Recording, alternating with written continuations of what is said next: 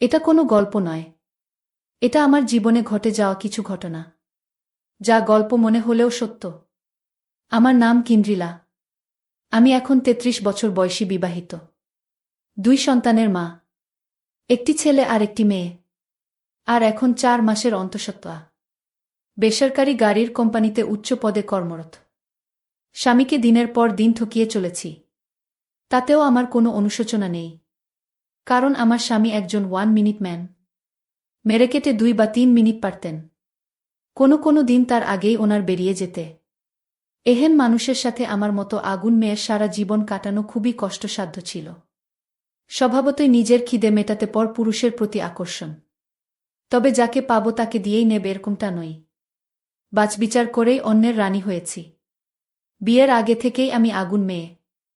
একে একে সবগুলোই কাহিনীর আকারে তুলে ধরছি। আশা করি গল্প আপনাদের ভালো লাগবে। একটু বড় হবে গল্প, তবে বোরিং হবে না আশা করি। ১৬ বছর বয়স। তখন শহরের মেয়ে, সাজসজ্জা আধুনিকাদের মতোই। মিনিস্কার্ট পরতে ভালোবাসতাম।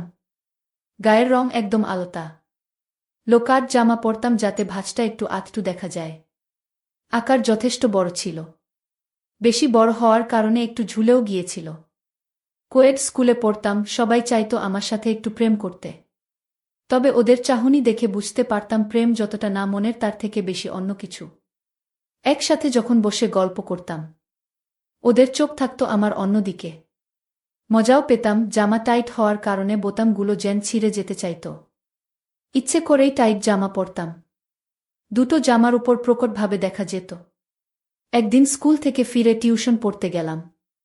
একটা 1 পিস ড্রেস পরে গেলাম, হাঁটুর ওপর পর্যন্ত। পাপা গাড়ি করে ছেড়ে দিয়ে কোনো কাজে চলে গেলেন। আমি রাস্তা থেকে হেঁটে স্যার এর বাড়ি গেলাম। স্যার এর কাজের মাসি দরজা খুলে দিলেন। আমাকে দেখে একটু হাসলেন। বললেন, তুমি বসো, তোমার স্যার স্নান করছেন। বলে উনি বাড়ির পেছনে কাজে চলে গেলেন। ঘরের ভেতরে নানা বই রাখা আছে, সবই বিজ্ঞানের। মেঝেতে একটা মাদুর পাতা ব্যাগটা রেখে রুমটা নিরীক্ষণ করতে লাগলাম। পেছন থেকে স্যারের গলা পেলাম। কিরে উইন্দ্রি, আজ এত তাড়াতাড়ি কেন? ঘুরে দেখলাম স্যার একটা টাওয়েল পরে দাঁড়িয়ে আছেন। বললাম, এমনই, কোনো বিশেষ কারণ নেই। স্যার আলনা থেকে একটা বারমুডা নিয়ে আমাকে বসতে বলে পাশের রুমে চোখে গেলেন। স্যার কোনো বয়স্ক লোক নন, অবিবাহিত, কেমিস্ট্রিতে মাস্টার ডিগ্রি করছেন। গ্রামে বাড়ি, এখানে ভাড়া বাড়িতে থাকেন। যাই হোক, একটু পরেই একে একে অন্যরাও এসে পড়ল। আমার একজন বন্ধুই এদের মধ্যে ছিল, নাম প্রকাশ। অন্যরা অন্য স্কুলের, প্রকাশ গরিব বাড়ির ছেলে। পোশাক পরিচ্ছদে তা বেশ ভালোভাবে ধরা পড়ত। আমরা যখন স্কুলে টিফিন আওয়ার্সে টিফিন খেতাম, ও চুপচাপ বসে থাকত। কেন জানি না, আমার ওর প্রতি একটা দুর্বলতা ছিল। সেটা কেন তা আজও বুঝতে পারিনি। যাই হোক, ও এসে আমার পাশে বসল। আমি অনেক কষ্টে দুটো চাপা দিলাম। তবে চাপা দেওয়ার কোনো ইচ্ছে যে ছিল তা নয়। ওটা লোক দেখানো গোছের। স্যার পাড়াতে শুরু করলেন।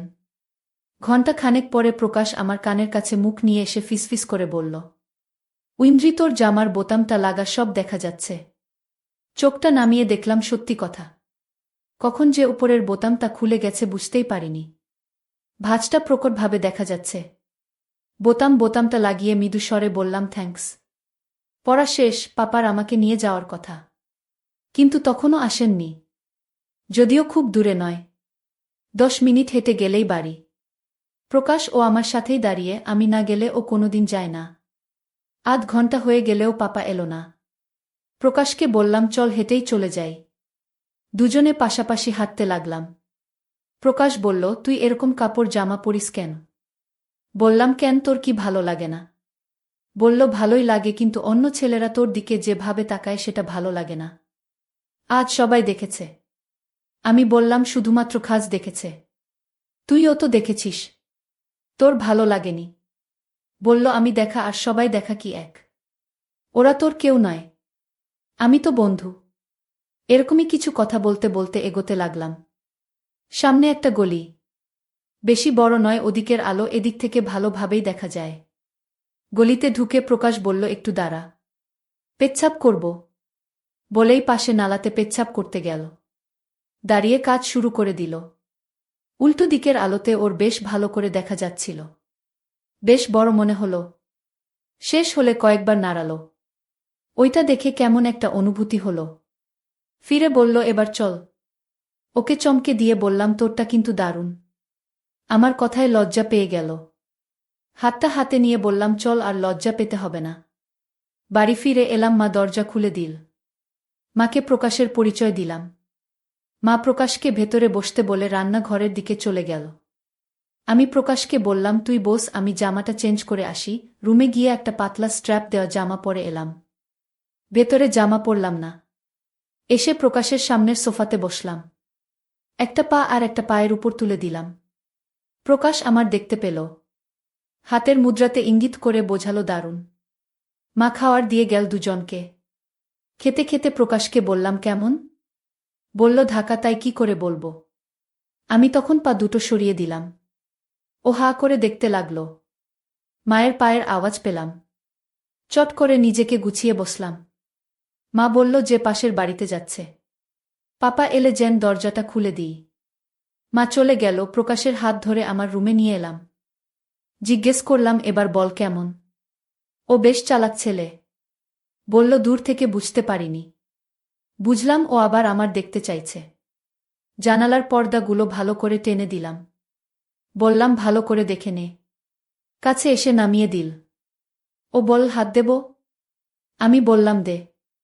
একটা ঠান্ডা স্রোত যেন মেরুদণ্ড বেয়ে নেমে গেল। বুকের ভেতর থেকে হৃৎপিণ্ড যেন বেরিয়ে আসবে। এভাবে প্রায় কাজ করিয়ে নিতাম। উচ্চ মাধ্যমিক পাস করলাম। বেশ ভালো নাম্বার নিয়ে অটোমোবাইল নিয়ে বিটেক ভর্তি হলাম তামিলনাড়ুর এক নামকরা কলেজে। ভুলে গেলাম প্রকাশের কথা।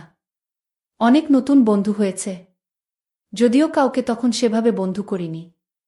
অনেকেই আমার মতো আগুনের সংস্পর্শে আসতে চায়, যদি একবার পায় তার চেষ্টা করে। কিন্তু সেরকম কাউকেই দেখিনি যাকে দেখে ভিজে যেতে পারে। দেখতে দেখতে 1 বছর কেটে গেল। 2টো সেমিস্টার শেষ। বাড়ি এলাম 1 মাসের জন্য। মা বলল, চল মামা বাড়ি। মামা অনেক করে ডেকেছে। মামা বাড়ি গ্রামে, বেশ দূর। ট্রেনে সময় লাগে 4 ঘন্টা। আর ট্রেন থেকে নেমে রিকশাতে আরও প্রায় 20 মিনিট। অনেক দিন পরে মামা বাড়ি যাচ্ছি। পরনে নীল জিন্স আর কালো টি শার্ট, চোখে সানগ্লাস। নিজেকে আয়নাতে দেখে বুঝলাম বেশ সুন্দরী লাগছে। বিকেলে 5টা নাগাদ মামা বাড়ি পৌঁছলাম। মামা, মামি, দাদু, দিদা, মামাতো দাদা সবাই বাইরে বেরিয়ে এলো। সবাইকে প্রণাম করলাম। মামা বাড়ি দোতলা কিন্তু মাটির। মামাতো দাদা সঙ্গে করে ওপরের রুমে নিয়ে গেল। দিনের আলোতে বেশ অন্ধকার, কিছুই প্রায় দেখা যাচ্ছে না। বলল, কারেন্ট নেই। দম যেন বন্ধ হয়ে আসছে। দাদা ফস করে একটা দেশলাই জেলে একটা মোমবাতি জ্বালিয়ে দিল। কি অসম্ভব গরম। কোনো মতে চেঞ্জ করে বাইরে বেরিয়ে এলাম। বাইরে বেশ বাতাস বইছে। দেখলাম অনেকে মেয়ে বউ মায়ের সাথে দেখা করতে এসেছে। আমাকে সবাই দেখতে চায়। কাউকেই চিনি না। বিভিন্ন জন বিভিন্ন কমপ্লিমেন্ট দিতে লাগল। সবই শুনতে ভালো লাগল। মা বলল যে, যা দাদার সঙ্গে একটু ঘুরে আয়। বুঝতে পারলাম না এখানে কোথায় যাব ঘুরতে। তাও নিমরাজি হয়ে বেরোলাম। দাদা বলল, চল তোকে আমাদের দিঘিটা দেখিয়ে আনি। মায়ের মুখে দিঘির কথা শুনেছি কিন্তু কখনো দেখিনি। রাজি হলাম। হাতে একটা টর্চ নিয়ে নিল। একটা মেঠো পথ ধরে দাদার পিছু পিছু হাঁটতে লাগলাম। নানান রকম কথাবার্তা হতে লাগল। বেশিরভাগটাই মজাদার। দাদার সঙ্গে আমার সম্পর্কটা একদম বন্ধুর মতো। বছরে 4-5 বার ও আমাদের বাড়ি এসে 10-15 দিন করে থাকে। আমি ছাড়া ওর সাথী তখন কেউ নেই। বেশ খোলামেলা আলোচনা হয় আমাদের, কিন্তু কোনোদিন কেউ সীমারেখা পেরোয়নি। প্রায় 5-7 মিনিট হেঁটে দিঘির পাড়ে পৌঁছলাম। কি বিশাল দিঘি! চারপাশে বড় বড় গাছপালাতে ভর্তি। সন্ধ্যের মুখে প্রচুর পাখির আওয়াজ পেলাম। সবাই বাসায় ফিরছে। দিঘির পাড়টা বেশ পরিষ্কার। একটা সুন্দর বাঁধানো ঘাট আছে। ঠেক দিয়ে বসলাম পাশাপাশি। গায়ে গা লেগে আছে। হাসি ঠাট্টা চলছে। শরীরটা যেন কেমন করে উঠল। একটা অনুভব করলাম। বললাম, হিসি পেয়েছে। দাদা বলল, এখানেই করে না, কেউ নেই। বললাম, তুই তো আছিস। আমি তো তোর বন্ধু, আমি দেখলে ক্ষতি নেই। ওই দিকে গিয়ে সেরে নে। 2-3 পা এগিয়ে বসলাম। শিশি করে আওয়াজ হতে লাগল। শেষ করে দাদার দিকেই মুখ করে উপর টেনে নিলাম। খেয়াল হলো দাদা এক দৃষ্টিতে তাকিয়ে আছে। কারণ জামাটা নামাতে ভুলে গেলাম। দাদা বলল, আর দেখাতে হবে না। লজ্জার ভান করে জামাটা গুছিয়ে দাদার মাথায় একটা হালকা চাটি মারলাম। তুই একটা অসভ্য, কেন দেখলি? বলল, তুই তো দেখলি। তা একটু কাছ থেকে ভালো করে দেখা না। ভীষণ লজ্জা পেয়ে বললাম, ধুর, আমার বুঝি লজ্জা লাগে না? আদপেও আমার কোনো লজ্জা লাগেনি। মনে হলো দাদার যদি ওখানে নিই তাহলে ক্ষতি কি? বললাম, আর একটু অন্ধকার হোক দেখাবো বলে পাশে বসলাম। দাদা বলল, ঠিক আছে। বুঝলাম দাদাও আমার মতো অবস্থায়। খুব ইচ্ছে হচ্ছে। হঠাৎ দাদা বলল, ওই মোটা গাছটার নিচে চল। উপর দিয়ে কাজ সেরে বাড়ি চলে এলাম। পরদিন বাড়ি চলে এলাম। ফিরে গেলাম কলেজ জীবনে। মনের মধ্যে ইচ্ছেটা জেগে থাকল। কিন্তু এখানে এমন কাউকে পাইনি যাকে দিয়ে নিতে পারি। 1 মাস কেটে গেল। হঠাৎ মনে হলো আমার তো হয়নি এ মাসে। বুকটা ধাকাস করে উঠল। একটা ঠান্ডা স্রোত শির দ্বারা বেয়ে নেমে গেল। বুঝলাম সর্বনাশ হয়ে গেছে। কি করব ভেবেই পাচ্ছি না। রুমমেটদের সঙ্গে আলোচনা করব কিনা ভাবছি। ভাবলাম এখন আর কিছুই করার নেই। ভরসা একমাত্র মাকে বললাম যে এই মাসে পিরিয়ড হয়নি। মা বলল, অনেক সময় দেরি হয়। 2-1 দিন দেখ, আমি তো জানি কি হয়েছে। দাদা আমার সর্বনাশ করে দিয়েছে। 2 দিন পরে আবার মাকে বললাম। মা ছুটি নিয়ে বাড়ি যেতে বলল। 10 দিনের ছুটি মঞ্জুর হল। বাড়ি গিয়ে ডাক্তারের কাছে গেলাম। ডাক্তার নানা পরীক্ষা নিরীক্ষা করে টেস্ট লিখে দিলেন। পাশেই প্যাথোলজি শিশি নিয়ে হিসি ধরে দিয়ে বাড়ি ফিরে এলাম। রেজাল্ট কি হবে তা তো আমার জানাই। একদিন পর রিপোর্ট হাতে মা দাঁড়িয়ে আমার সামনে, ঠাস করে সজোরে একটা চড় পড়ল গালে। চোখে অন্ধকার দেখলাম। চুলের মুঠি ধরে মেরেই চলল। চোখের জল ফেলা ছাড়া কোনো পথ ছিল না। সারারাত সবাই নির্জলা বিনিদ্র রাত কাটালাম। পরদিন সকালে একটা নার্সিং হোমে ভর্তি করে পেটের ভ্রূণটা ওয়াশ করে দিল। বাড়ি ফিরে এলাম সন্ধ্যায়। মা এবার জিজ্ঞেস করল, এটা কে করেছে? মাকে বললাম, তুমি যত চাও মার। চাইলে একদম মেরে ফেলো, কিন্তু আমি নাম বলবো না। আবার মার খেলাম বেদম, কিন্তু নাম বললাম না। কেঁদে কেঁদে ঘুমিয়ে গেলাম। কেউ একবার ডাকল না। সকালে ঘুম থেকে উঠে পাপার গলার আওয়াজ পেলাম। মাকে বলছে, আমি জানব আমি নিঃসন্তান। আমার কোনো মেয়ে নেই। আমি যেন ওর মুখ না দেখি আরগু। ভীষণ আঘাত পেলাম। আমার পাপা আমাকে এভাবে বলল, হয়তো একটা ভুল করেই ফেলেছি। কাউকে কিছু বললাম না। মুখ ধুয়ে কয়েকটা জামা কাপড় গুছিয়ে নিয়ে মোবাইলটা টেবিলের উপর রেখে মাকে বললাম, আমি হোস্টেলে ফিরে যাচ্ছি। মা কোনো কথাও বলল না আর বাধাও দিল না। সোজা স্টেশনে গিয়ে একটা জেনারেল কামরার টিকিট কেটে দুপুরের ট্রেনে চড়ে পড়লাম। টিটিকে অনুরোধ করে স্লিপাস ক্লাসে একটা বার্থ জোগাড় করে নিলাম। সাথে মাত্র 15-20 হাজার টাকা আছে। এতে কিভাবে চলবে, যদিও কলেজ ফি হোস্টেল ফি দেওয়া আছে। তাও এই টাকায় কিছুই হবে না। পাপা তো আর টাকা দেবে না। ভাবতে পারছিলাম না আর। ট্রেনে কিছুই খেলাম না। পরদিন হোস্টেলে পৌঁছে গেলাম। রাত্রিতে মেসে খেয়ে দিয়ে ঘুমিয়ে পড়লাম। কিন্তু মাঝ রাত্রিতে ঘুমটা ভেঙে গেল। চারিদিকে নিস্তব্ধ। মাঝে মধ্যে সামনের রাস্তা দিয়ে চলে যাওয়া গাড়িগুলো রাতের নিস্তব্ধতা ভেঙে ছুটে যাচ্ছিল। বোতল থেকে জল খেলাম। রাত্রি 2টো, একটা চেয়ার নিয়ে বারান্দাতে বসলাম। কেউ কোথাও নেই, আকাশে চাঁদ নেই। কিন্তু অজস্র তারা ভরে আছে। অস্থির মনে কি করা যায় ভাবছিলাম। ফোনটাও ছেড়ে এসেছি। বাড়িতে ফিরে গিয়ে কি মাকে সব সত্যি বলে ক্ষমা চেয়ে নেব? না না, তা কি করে হয়? আমার এই অবস্থার জন্য আমি দায়ী। না না, আমি নিজেকে বাঁচানোর জন্য দাদার জীবনটা শেষ করে দিতে পারি না। ঠিক করলাম কিছু টিউশনি পাড়াবো। আবার ভাবলাম এখানের কাউকেই চিনি না। টিউশন পাড়াবো কাকে? ঠিক আছে, কাল কলেজে বন্ধুদের বলে দেখব। হাজার কথা ভাবতে ভাবতে সময় কেটে যেতে লাগল। পূর্ব দিকের আকাশটা অন্ধকার ছেড়ে আলোকিত হতে লাগল। ঘড়িতে দেখলাম সকাল হয়ে গেছে। চেয়ারটা তুলে নিয়ে রুমে এসে শুয়ে পড়লাম। পরদিন কলেজে কিছু বন্ধু যারা এখানে থাকে কিছু মিথ্যে বাহানা দিয়ে টিউশনি করার কথা বললাম। ওরা সবাই এক বাক্যে আমাকে সাহায্যের আশ্বাস দিল। আশ্বাসে আশ্বাসে 1 মাস কেটে গেল। জমা টাকার থেকে 1-1.5 হাজার টাকা খরচ হয়ে গেল। 1 মাস হয়ে গেলেও বাড়ি থেকে মা বা পাপা কেউই খোঁজ নিল না। অভিমানে চোখে জল ভরে এলো। এ ভুল কি শুধু আমি একাই করেছি পৃথিবীতে? রুমাল দিয়ে চোখটা মুছলাম। রোহিত বলে একটি বন্ধু কাছে এসে ভাঙা ভাঙা হিন্দিতে বলল যে তোর জন্য একটা সুখবর আছে। বললাম তাড়াতাড়ি বল। ও বলল যে একটা বাড়িতে 5টা বাচ্চাকে পাড়াতে হবে। সব 5, 6, 7 ক্লাসের। মাসে 3,000 টাকা দেবে। মাত্র 3,000। আমার সব থেকে কম টিউশন ফি ছিল 4,000। ভাবলাম যা পাওয়া যায় তাই ভালো। নিজের খরচ কিছুটা তো উঠবে। রাজি হয়ে গেলাম সপ্তাহে 3 দিন। এদিকে নানান চিন্তা আর খাওয়া দাওয়ার অবহেলার কারণে শরীর ভাঙতে শুরু করল। সেটা কাছের বন্ধুদের নজর এড়াল না। রোহিতকে বললাম ঘটনাটা। শুনে কিছু না বলে চলে গেল। ভাবলাম আরেকজন কাছের কেউ দূরে সরে গেল। পরের দিন ক্লাসে গিয়ে পেছনে বসলাম।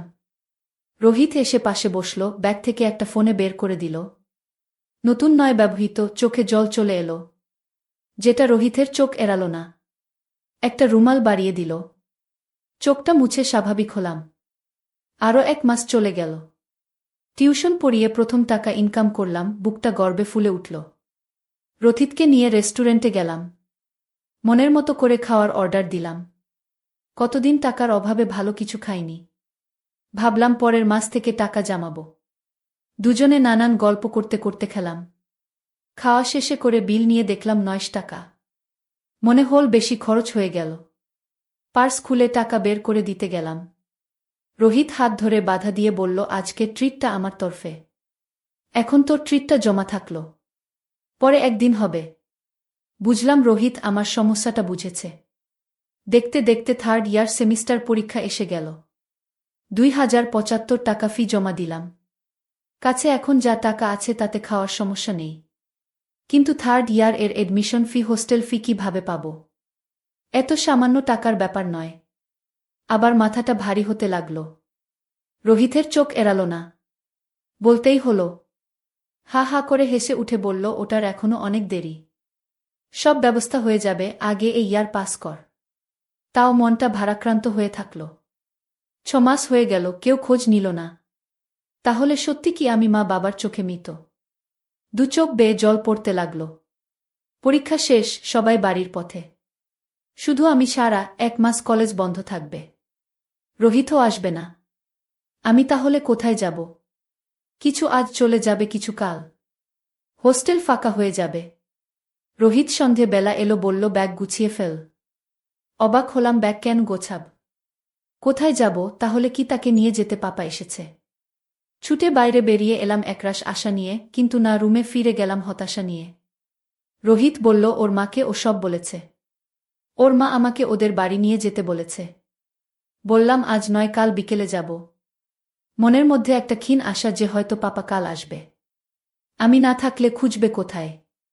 কিন্তু না, আমি খুব ভুল। আমার এবার সন্দেহ হলো যে আমি ওদের মেয়ে তো নাকি কোনো অনাথ আশ্রম থেকে দত্তক নেওয়া বেওয়ারিশ মেয়ে। আর ভাবলাম না, পরদিন বিকেলে রোহিতের সাথে ওদের বাড়ি গেলাম। অপরিচিত ফ্যামিলি হলেও আমার ভয়ের কারণ নেই। কারণ সব থেকে বড় ক্ষতি আমি নিজেই করে নিয়েছি। আর ও আমার বিপদের একমাত্র সাথী। একে আমি কোনোভাবেই হারাতে রাজি নই। রোহিতের মায়ের সাথে আলাপ হলো। রোহিতের মা বাবা কেউ ভালোভাবে হিন্দি বলতে পারেন না। ভাঙা ভাঙা হিন্দিতে কথাবার্তা চলতে থাকল। আমি ওনাকে আত্মাই বলতাম, আত্মাই মনে কাকিমা।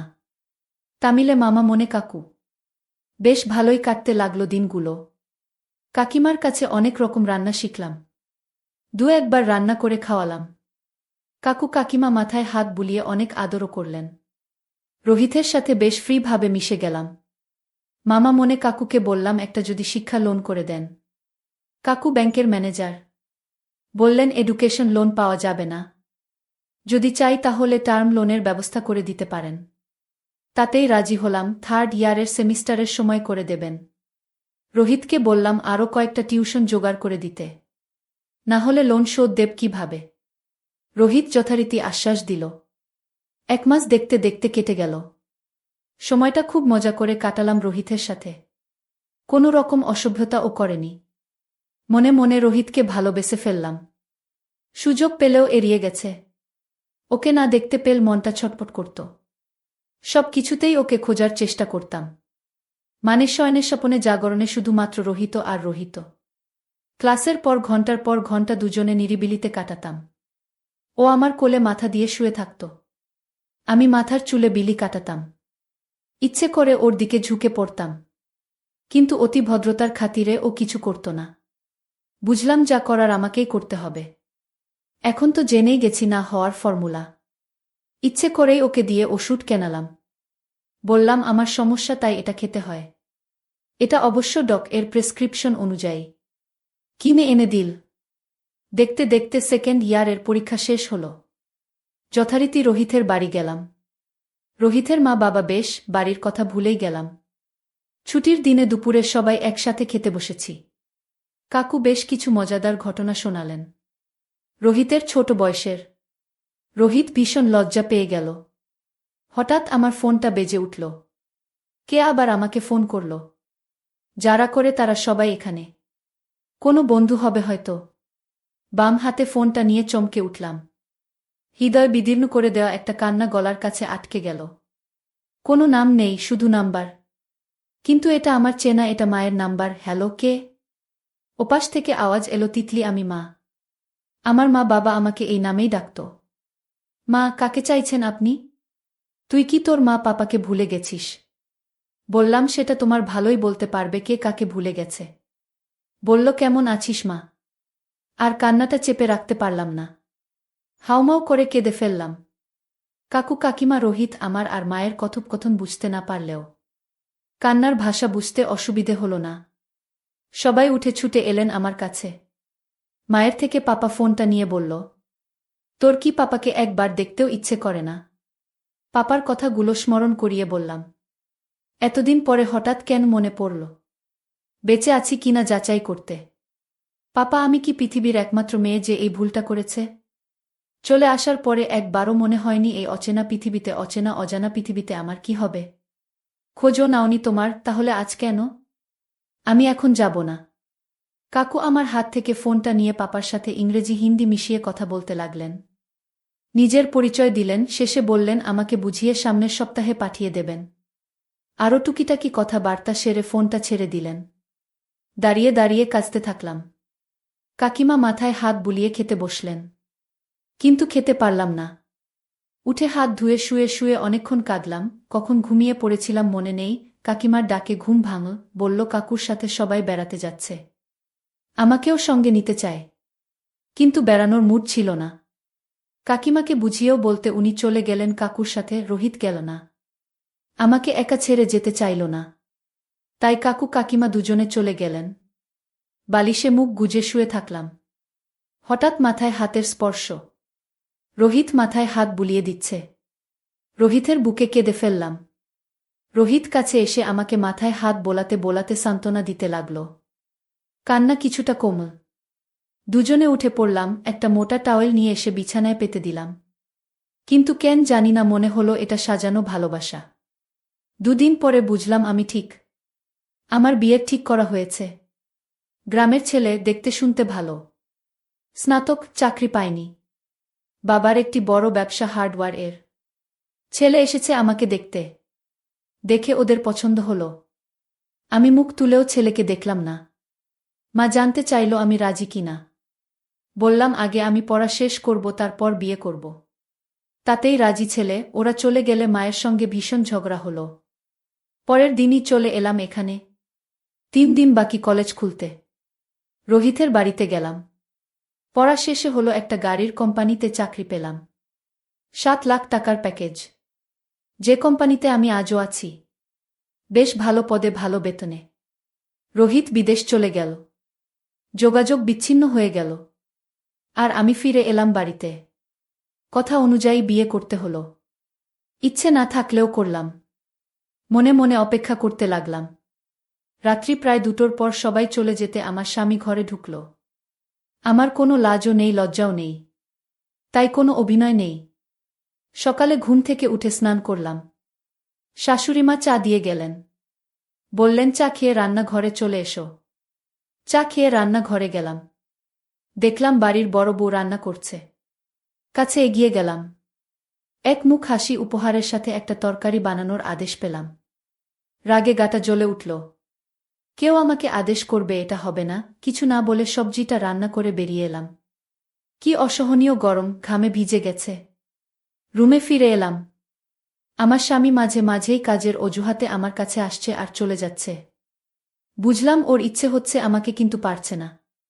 ইচ্ছে করেই একটু সরিয়ে দিলাম। আমার মনের কথা পৌঁছল না ওর মনে, চলে গেল। দুপুরে খেয়ে দিয়ে রুমে এলাম। টুকিটাকি কিছু কথাবার্তা হতে থাকল। লোকটাকে দেখে রাগে জ্বলতে লাগলাম। চেয়ারে বসে বিয়েতে পাওয়া উপহারগুলো দেখতে লাগলাম। কয়েকটা বই, ফুলদানি, এরকম কিছু জিনিস। সোনাদানা সব কিছুই শাশুড়ি মায়ের কাবজাতে। একটা বই নিয়ে পড়তে লাগলাম। নামেই পড়ছিলাম, কিন্তু মন বইতেছিল না। চোখ থেকে জল বেরিয়ে যাচ্ছে। মা পাপার ওপর ভীষণ রাগ হল। এরা তো আমার জীবনের সবথেকে বড় সর্বনাশ করে দিল। এভাবে জীবন কাটবে কিভাবে? 1 সপ্তাহ কেটে গেল। অষ্টামঙ্গলাতে বাপের বাড়ি যাব। ছুটিও শেষের পথে। হঠাৎ শাশুড়ি এসে বললেন, বৌমা তোমাকে চাকরিটা ছেড়ে দিতে হবে। এখানেই আমাদের সাথে থাকতে হবে। মাথা থেকে পা অবধি জ্বলে গেল। বললাম, বিয়ের আগে তো এরকম কোনো কথা হয়নি। চাকরি আমি ছাড়তে পারব না। শাশুড়ি বললেন, তাহলে তুমি এক জায়গায় আর ছোট খোকা এক জায়গাতে কিভাবে সম্ভব? বললাম, আপনার খোকা আমার সঙ্গেই থাকবে। চাইলে আপনারাও থাকতে পারেন। কোনো অসুবিধে হবে না। আমার ফ্ল্যাটে যথেষ্ট জায়গা আছে। বললেন, না, তা হয় না, তোমাকেই চাকরি ছেড়ে দিতে হবে। এমনিতে মাথা গরম, তার উপরে অন্যায় আবদার। মুখে কিছু না বলে চুপ করে গেলাম। পরদিন সকালে বাপের বাড়ি গেলাম। মা পাপা সাধের জামাইয়ের আদরের ত্রুটি রাখল না। আমি চুপচাপ নিজের রুমে গিয়ে শুয়ে থাকলাম। নীরবে চোখের জলে বালিশ ভিজতে লাগল। একটু পরে মাথায় মায়ের হাতের স্পর্শ পেলাম। চোখটা মুছে মায়ের দিকে তাকালাম। মা বলল, কি হয়েছে তোর, তিতলি কাঁদছিস কেন? মাকে বললাম, তোমরা আমার হাত পা বেঁধে কেন জলে ফেলে দিলে? যদি আমি তোমাদের কাছে এতই বোঝা হয়ে গেছিলাম, তাহলে একটু বিষ দিয়ে মেরে ফেলতে পারতে। তাতে তোমাদের শান্তি আর আমারও শান্তি হতো। মা কিছুই বুঝতে পারল না। মাকে বললাম, তোমাদের জামাই একটা। মা হতবাক হয়ে গেল। মাকে সব কিছু খুলে বললাম। মা নিথর হয়ে বসে থাকলে। বললাম, কোনোদিন আমি মা হতে পারব না। তোমাদের জামাইয়ের সে ক্ষমতা নেই। মা উঠে গেল। পাপা জিজ্ঞেস করল, কি হয়েছে? পাপাকে তো একথা বলতে পারিনি। পাপাকে শাশুড়ির অন্যায় আদেশের কথা বললাম। আর বললাম, বাকিটা মায়ের কাছে শুনে নিও। পাপা আর মা ঘরে ঢুকে নিজেদের মধ্যে আলোচনা করে। আধ ঘন্টা পরে বেরিয়ে এসে মাথায় হাত বুলিয়ে বলল, যা হয়ে গেছে সেটাকে ভাগ্য বলে মেনে নে। আর শাশুড়ির কথা মেনে নে। চাকরিটা ছেড়ে দে। মাথায় যেন বাজ পড়ল। কি বলছে এরা? এদের কি মাথা খারাপ হয়ে গেল নাকি? কোনটা মেনে নেব? এরা সত্যি আমার মা বাবা তো? বললাম, কিসের ভাগ্য? এটা তোমরা ভাগ্য ভেবে মেনে নিতে পারো, কারণ জীবনটা তোমাদের নয়। কিন্তু এটা আমার জীবন। এত সহজে আমি ভাগ্য বলে মেনে নিতে পারবো না। যদি চাকরি ছেড়ে রাধুনির জীবন কাটাতে হয়, তাহলে আমাকে পড়াতে গেলে কেন? চাকরি আমি ছাড়ব না। ও যদি আমার সঙ্গে থাকতে চায় থাকতে পারে। কিন্তু মা পাপাকে বোঝাতে পারলাম না। ওরা ওদের জিদি রাখল। বলল, তুই যদি না মানিস আমাদের কথা, তাহলে আমাদের সাথে সম্পর্ক রাখার দরকার নেই। মনটা এক ঝটকায় ভেঙে টুকরো হয়ে গেল। মনে হলো এরা আমাকে ঝেড়ে ফেলতে চাইছে। আর কিছু ভাবার নেই। স্বামীরূপী মানুষটাকে জিজ্ঞেস করলাম, তুমি কি করবে? আমার সঙ্গে যাবে না মায়ের আঁচল ধরে থাকবে? বলল, আমার সঙ্গে যাবে। আসলে আমার মতো একটা আগুন ছেড়ে দেয়াটা ওর পক্ষে অসম্ভব। আমি সুখী হই বা না হই তাতে ওর কিছু যায় আসে না। বললাম, কাল সকালেই যাব। বাড়িতে যা বলার বলে চলে এসো। কাল সকালে 7টার মধ্যে এয়ারপোর্টে চলে আসবে। মা পাপাকে আমার সিদ্ধান্তটা জানিয়ে দিলাম। কোনো উত্তর এলো না। পুরনো দিনের ঘর ছাড়ার স্মৃতিটা ভেসে উঠল। কোনো রকমে রাতটা কাটিয়ে সকালে 7টায় এয়ারপোর্ট পৌঁছে গেলাম। আলোকের জন্য অপেক্ষা করতে লাগলাম। 7 নাগাদ ও এলো। পিঠে একটা ব্যাগ। কেমন যেন আড়ষ্ট ভাব। হয়তো জীবনে প্রথম প্লেনে চড়বে তাই। হাতের ইশারায় ডেকে নিলাম। ভেতরে ঢুকে বোর্ডিং পাস নিয়ে সিকিউরিটি চেকিং করিয়ে নির্ধারিত গেটের সামনে বসলাম। সবাই বসে আছে, মিনিট 15-20 পরে বোর্ডিং শুরু হবে। জিজ্ঞেস করলাম কিছু খাবে, বলল না। মাকে কি বলে এলে? বলল কিছু না, কয়েকদিন পরে ঘুরে আসব বলেছি। একটা দীর্ঘশ্বাস বেরিয়ে এলো। মনে মনে ভাবলাম তুমি খুব ভুল ভাবছ। তুমি চাইলে এখনই ফিরে যেতে পারো। আমি আর কোনো দিনই ফিরব না। প্লেন তার নির্ধারিত সময়েই ছেড়ে দিল। জানালার পাশে বসে উদাসীনভাবে মেঘের মধ্যে কিছু খোঁজার চেষ্টা করতে লাগলাম। নির্ধারিত সময়ের মধ্যে প্লেন ল্যান্ড করল। বাইরে বেরিয়ে ট্যাক্সি নিলাম। গন্তব্য বেরিলি। পুরো গাড়িতে আলোক, অবাক শহরটাকে দেখতে লাগল। ফ্ল্যাটে পৌঁছে পার্স থেকে চাবিটা বের করে দরজাটা খুলে ঢুকলাম। একটা ভ্যাপসা চাপা গন্ধ ঘরময়। এসি না চালিয়ে জানালাগুলো খুলে দিলাম, ব্যাগগুলো বসার রুমে রেখে ওকে বললাম জামা কাপড় ছেড়ে নিতে। লুঙ্গিটা ব্যাগ থেকে বের করে বাথরুমে চলে গেল।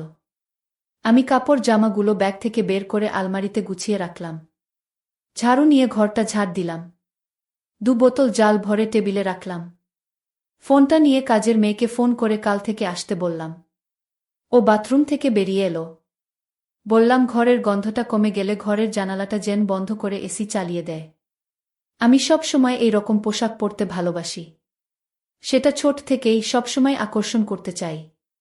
এর কোনো পরিবর্তন এখনো হয়নি। বাথরুমের বাইরে বেরিয়ে দেখলাম ও জানালায় দাঁড়িয়ে শহরটা দেখছে। 17 তলা থেকে বেশ ভালো লাগে শহরটা দেখতে। বললাম এবার জানালাটা বন্ধ করে দাও। আমি টেবিলে প্লেটগুলো সাজিয়ে রাখছিলাম। সেজে গুজে বেরোলাম। বাজার করলাম, সংসারের টুকিটাকি জিনিস কিনলাম। কিনে ফেরার পথে বললাম, তুমি লাল পানি খাও? বলল মাঝে মধ্যে পুজোতে খেয়েছে, তবে নেশা নেই। বললাম বিয়ার খাবে? রাজি হলো। একটা বারে গেলাম। দুজনে একটা টেবিলে বসলাম। ওয়েটারকে 1 প্লেট চিকেন ফ্রাই আর 2টো বিয়ার অর্ডার দিলাম। চারিদিকে সিগারেটের ধোঁয়ায় ভরে আছে। বহু মানুষের কথোপকথনে বারটা গমগম করছে। হঠাৎ আমার শুনলাম কেউ আমাকে ডাকছে। ঘরে দেখলাম সুরজ গুপ্তা, আমার কলিগ। কথোপকথন শেষ করে ওকে বসতে বললাম। ওয়েটারকে ডেকে 3টে লাল পানি দিতে বললাম। বললাম ইনি আমার হাজব্যান্ড আলোক। বিয়েতে আসতে না পারার জন্য ক্ষমা চাইল। আলোকের সাথে নানান কথা বলতে লাগল। ওয়েটার অর্ডার ডেলিভারি করল। 3টে গ্লাসে ঢেলে ওদের দুজনকে দিলাম আর নিজেও নিলাম। গ্লাসে চুমুক দিতে দিতে কথা চলতে থাকল। রাত 10টা নাগাদ বেরিয়ে বাড়ির পথ ধরলাম। সুরজ আর আমি সম্পদমর্যাদার। ও বিবাহিত, একটা ছেলেও আছে। কিন্তু ওর নজর আমার দিকে। সবসময় আমার সঙ্গে মিশতে চাইত। কিন্তু যেহেতু ও বিবাহিত তাই ওকে ইচ্ছে থাকলেও কোনো সুযোগ দিইনি। চাইনি আমার জন্য অন্য কোনো মেয়ের জীবন নষ্ট হয়। বাড়ি ফিরে এলাম। রুটি সবজি বানালাম। 11:30 নাগাদ খেয়ে শুয়ে পড়লাম। পরদিন সকালে বেল বাজল। উঠে পড়ে দরজা খুলে দিলাম। কাজের মেয়েটা এসেছে। ও ওর নির্ধারিত কাজ করে 1 ঘন্টার মধ্যে চলে গেল। চা করে খেলাম। একজন রাঁধুনি দরকার। এতদিন ক্যান্টিনে খেয়েছি। এখন আলোক আছে। ফোন করলাম ওদের ইউনিয়নে, বলল একবেলা রান্না করতে নেবে 6,000। উপায় নেই, রাজি হয়ে গেলাম। মাসের 1 তারিখ থেকে আসবে। আমিও 1 তারিখ থেকে জয়েন করব। 3 দিন কেটে গেল। 1 তারিখ কাজে জয়েন করলাম। বেয়ারা আমার কেবিনে এসে একটা ফাইল আর একটা খাম দিয়ে গেল। খামটা খুলে দেখলাম অর্ডার কনফার্মেশন লেটার। আনন্দে মনটা নেচে উঠল। বিয়ের আগে ভারত সরকারের একটা ডিপার্টমেন্টে আগামী 5 বছরের গাড়ি টেন্ডার কোট করেছিলাম। আমাদের টেন্ডার পাশ হয়েছে। 3টে মডেলের 15টা গাড়ি ইমিডিয়েট ডেলিভারি করতে হবে। সঙ্গে অ্যাডভান্স চেক। খুশিতে লাফিয়ে উঠলাম। বসকে ফোন করে জানালাম। বস উচ্ছ্বাসিত হয়ে কেবিনের বাইরে বেরিয়ে এলেন। আমাকেও বেরোতে হলো। বস সবাইকে খবরটা দিলেন। সব ক্রেডিট আমাকে দিলেন। সবাই হাততালি দিতে লাগল। বস বললেন দেখা মেরে ডাটকা অসর। মনে পড়ল বিয়ের আগে সামান্য একটু ভুলে বসের বকুনি খেয়েছি। মাথা নামিয়ে সম্মতির ভঙ্গিতে মাথা নাড়লাম। রাজেশ নামের এক কলিগ কাছে এসে বলল ঐন্দ্রিলা, ট্রিট তো বানতা হ্যায় না। রাজেশ আমার সমবয়সী। অবিবাহিত, 6 ফুটের উপর লম্বা। কোনো জটিলতা নেই মনে। সোজা কথা সোজা বলে, লুকিয়ে বলে না। এর দিকে আমার নজর। কিন্তু কোনো দিন সুযোগ পাইনি। ওকে বললাম ঠিক আছে, গাড়ি ডেলিভারি হয়ে গেলে দেব ট্রিট। নির্দিষ্ট সময়ের মধ্যেই সমস্ত গাড়ি পিডিআই করে ডেলিভারি করে দিলাম। নিজের কেবিনে বসে কিছু ফাইল চেক করছিলাম। দরজাতে নক হলো, মুখ তুলে দেখলাম রাজেশ। ভেতরে আসতে বলে ফাইলের দিকে নজর দিলাম। রাজেশ হাত থেকে ফাইলটা টেনে নিয়ে টেবিলে রেখে বলল, তুম ক্যা ট্রিট এভয়েড কর রহে হো? বললাম মোটেই না। যখন চাইবে তুমি তখন দিয়ে দেব। বলল ঠিক আছে, কাল বিকেলে। বলল কি ট্রিট দেবে? বললাম তুমি যা চাইবে তাই। বলল ভেবে বলো। বললাম ভেবেই বলছি। ও আমাকে অবাক করে দিয়ে বলল তোমাকেই চাই। আমি চমকে মুখ তুলে ওর দিকে তাকালাম।